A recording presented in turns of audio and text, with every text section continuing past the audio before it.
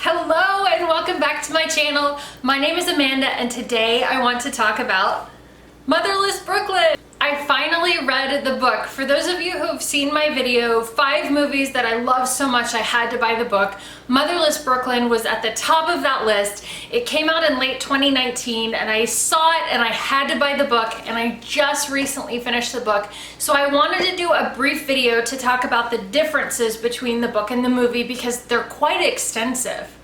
I tried to film this 2 or 3 other times and I was trying to keep the spoilers to a minimum and it just wasn't working, so there will be minimal spoilers. I definitely won't tell you that the butler did it.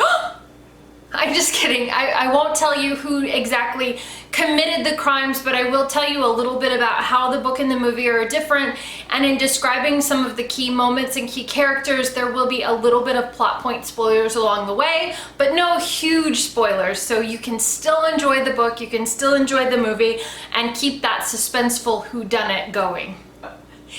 Let's start to talk about the book first. The book was written in 1999 by Jonathan Latham, and it's a very very classic detective era novel.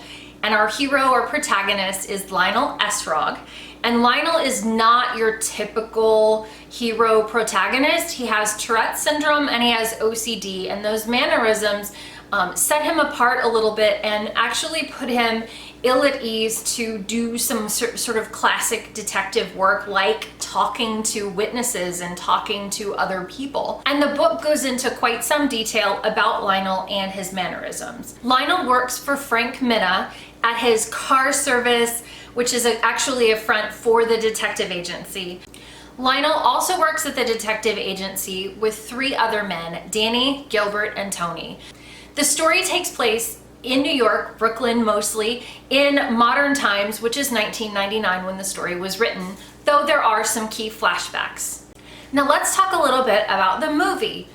As I said before, the movie was released in, I think, November of 2019, and it was adapted by Edward Norton, who starred in it, directed it, produced it, and also adapted, and he brings Lionel Esrog to life. The movie version of Lionel also has the tics and mannerisms associated with Tourette's and OCD.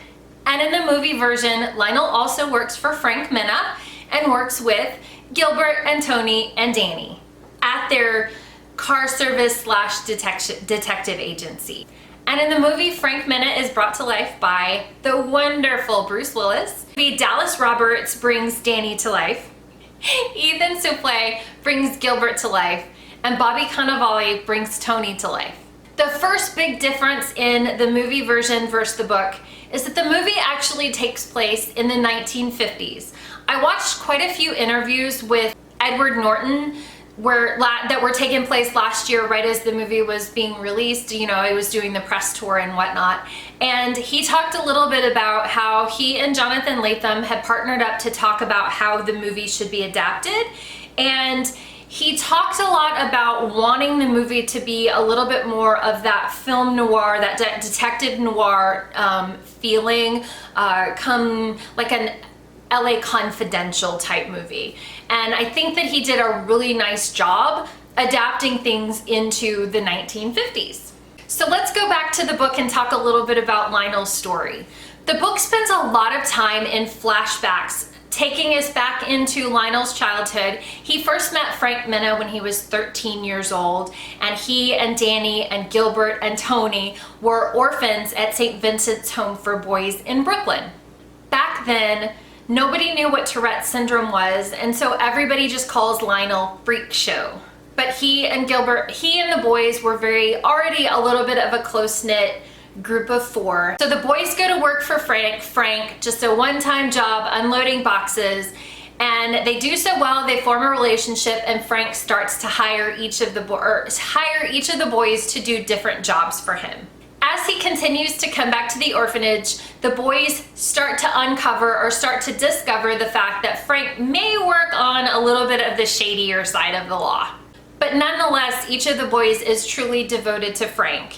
And through these flashbacks, we actually understand a bit more why Lionel looks up to Frank so much as a mentor. Frank was actually the first person to understand Lionel's illness, and he actually gave Lionel a book on Tourette's syndrome when Lionel was just a young teenager so that Lionel could start to understand his own tics and mannerisms. Frank actually saw through the freak show tics to understand that Lionel was a really smart kid underneath all of those mannerisms that some people thought made him dumb. And Frank saw the real Lionel, and that brought out a lot of Lionel's devotion. In these flashbacks, we also meet Frank's brother, who is actually the first one to call the boys Motherless Brooklyn. Now let's flash a bit to the movie. The movie actually leaves out any of the flashbacks to help develop Lionel and Frank's relationship.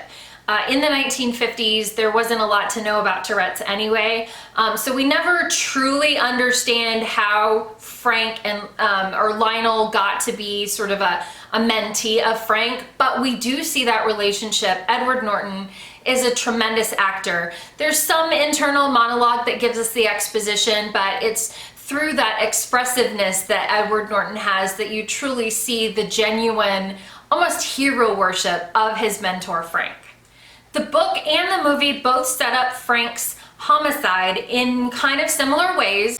In the book, Frank wears a wire. It's 1999, so he wears a wire to go into a meeting. He's got Lionel and Danny as his sort of backup listening in to the meeting, and he uses the code word for "I'm about to leave, follow us." Frank is in fact murdered while the boys are following in the car. So they never quite see the exchange. They simply find Frank, they rush him to the hospital, there's a conversation in the car. Frank is able to give them some clues, but he never downright tells them exactly who killed him or why.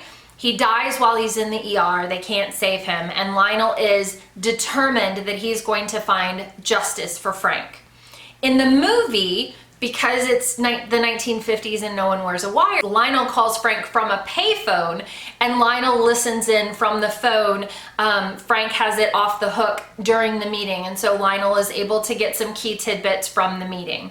In both the book and the movie, Lionel has really good recognition. He's really good at remembering conversations and key details and using those key details to be that classic gumshoe to pull the thread of evidence to make the entire story unravel. In the book, the meeting actually takes place at a Zen meditation center, which obviously wouldn't have existed in the 1950s, even in a diverse place like New York. So in New York, it takes place at sort of a random brownstone, but the case winds up centering around a jazz club near Harlem. So in the book, Lionel simply goes back to the Zen meditation center and he watches the entrances and the exits, and he goes in to meet a woman who works at the meditation center, and he starts to learn more about the intricacies and the people who come and go, and he starts to pull threads of people he knows may be responsible, and that's where he starts his journey. In the book, he actually is wearing one of Frank's coats, and he winds up pulling a book of matches, which is almost completely full, and he realizes Frank must have just recently picked up this book of matches, finds the jazz club, and that's how he figures out where to start that first thread pull there. In addition, in the movie, Lionel's character pulls out key details from the conversation to understand that there is a meeting that's about to happen, a civic meeting that's about to happen. He shows up to the civic meeting, and that's where he encounters some sort of key people. So he overlays people who are coming out of the jazz club with people who attend the meeting, and that's when he starts to uncover the key details of the storyline. So in the book, it centers mostly around this Zen meditation center and people from Frank's past that Lionel, because we've had flashbacks of his past, people that Lionel would know. And in the movie, because we haven't had those flashbacks, it really more focuses on the center of corruption around some governmental agencies. And I have to say, one of the key corrupt characters is played brilliantly by Alec Baldwin. He plays such a really intense bad guy. who for all intents and purposes runs the Brooklyn Authority. They're both very different storylines. One is obviously focused on a little bit of kind of criminal underworld that Frank was involved in, and the other was Frank got a peek into some corruption in city civics, and he was murdered because of it. So very diverse storylines. Both of them are truly well written and well acted, obviously, for the movie, but both of them are very entertaining storylines. I was very surprised as I was reading the book how completely different these stories were. I would say, honestly, both the book and the movie deserve your attention. Because I watched the movie first, as I was reading through the book, Lionel Esrog's voice in my head was absolutely Edward Norton. So I think he just does a really good job of portraying Lionel. I was a little disappointed in the press tour for Motherless Brooklyn. I think Edward Norton almost played Lionel Esrog's tics as though they were light and funny. They're actually not. Lionel is an extremely interesting character because he's very self-aware, and at the same time he also cannot control those mannerisms. And so there's a loneliness to his character that is really sad. And I would say the book, because we have those flashbacks into the developing character of Lionel, it makes him feel a little bit lonelier than I think the movie makes him feel. So both are just such completely different stories, but both of them are just brilliantly told. And if you're a fan of that sort of classic gumshoe detective genre, you're gonna love both stories. I wholeheartedly give them both a thumbs up. Thank you so much for watching. Hopefully I balanced the line between not spoiling plot points, but at the same time giving you enough information that you too are going to be enthralled by the book and the movie.